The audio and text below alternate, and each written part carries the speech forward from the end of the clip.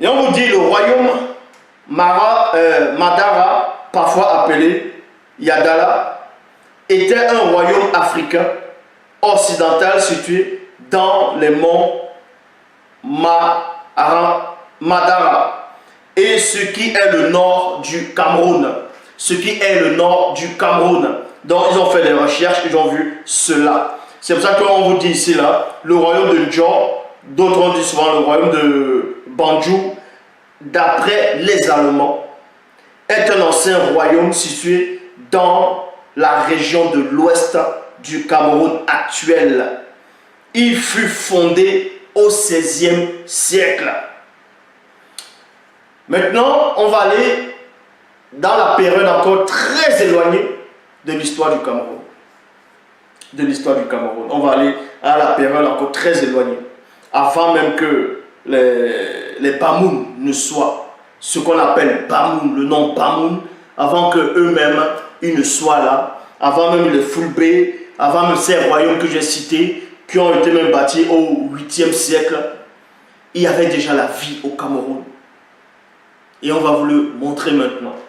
Pour cela, on va dans Genèse. Oui. Genèse chapitre 13, au verset 14. Il est dit ceci. Après que Lot, parce que beaucoup de personnes ont lu la Bible, sans toutefois savoir, parce qu'on nous a fait croire que la Bible c'est l'histoire qui s'est déroulée, en tout cas dans l'Ancien Testament, ce qu'on appelle l'Ancien Testament, une grande partie s'est déroulée en Israël. On vous dit que Israël c'est là, en Palestine, tout ça, ça c'est faux. C'est faux. Vu que l'État d'Israël a été instauré quand? C'est tout de suite après la Deuxième Guerre mondiale. Donc, le mot Israël existait déjà, bien avant la Deuxième Guerre mondiale. On avait déjà traduit cela. Ça veut dire que ce territoire-là existait déjà bien avant où il y a les faux juifs actuellement.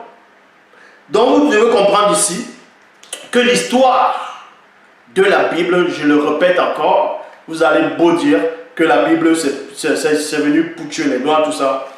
L'histoire de la Bible, c'est l'histoire des Noirs, mais qu'on a trafiqué. On a trafiqué l'histoire des Noirs, on a trafiqué, on a changé les noms, changé les lieux de naissance, les dates ainsi de suite. Pour cela, je suis là pour remettre tout en ordre. Dans Genèse, chapitre 13, au verset 14. Dans Genèse 13, 14, la France n'existait pas encore à cette époque. Et oui, je répète ici, Genèse, chapitre 13, au verset 14. La France n'existait pas encore. Le Canada n'existait pas. Les États-Unis n'existaient pas. La Corée du Nord, la Corée du Sud, l'Australie, bref, je ne vais pas citer tous ces noms-là. Ça n'existait pas. Mais le territoire du Cameroun existait déjà. C'était déjà peuplé. Il y avait la science, la haute technologie. Et on va vous le démontrer là. Genèse, chapitre 13, au verset 14. Ça, c'est dans la Bible classique actuelle où on a dû simuler quelque chose là-dedans. Je vais lire. Après que Lot c'était le neveu d'Abraham, selon la Bible actuelle.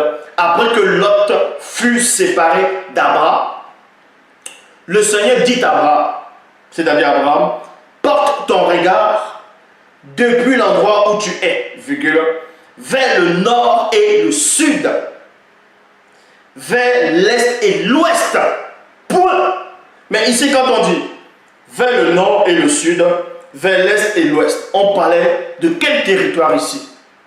C'est de quel territoire dont il s'agissait ici? Vu que vous savez, et nous savons que ce n'était pas l'Israël dont on fait allusion actuellement dans les actualités, par rapport à la Palestine, tout ça. Non, vu que ce n'était pas ça.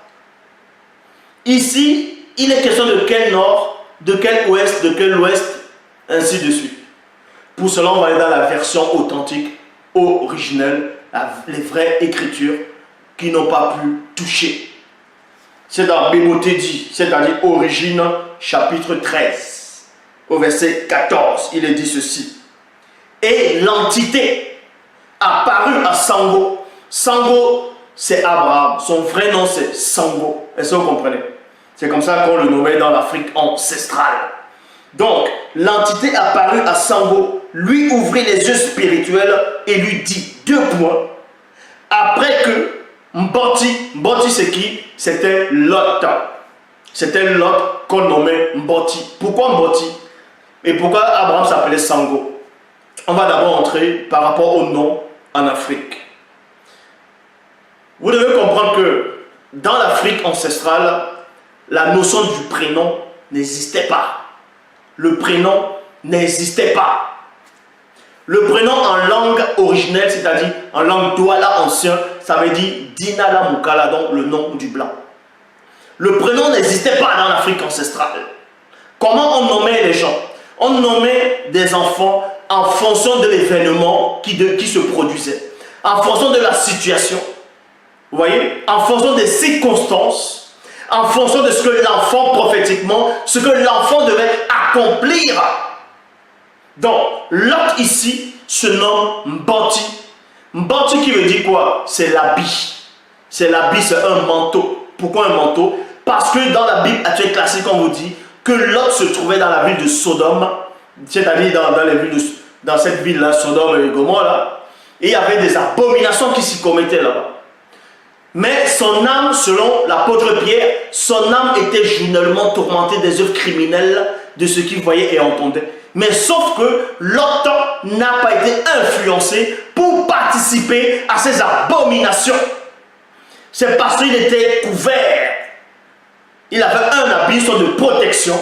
Et c'est cette protection-là qu'on appelle Mboti, dans l'habit, le manteau. C'est comme ça qu'on nomme. Donc, Lot ici, dans Béboté dit, Origine chapitre 13 au verset 14, et l'entité apparut à Sango.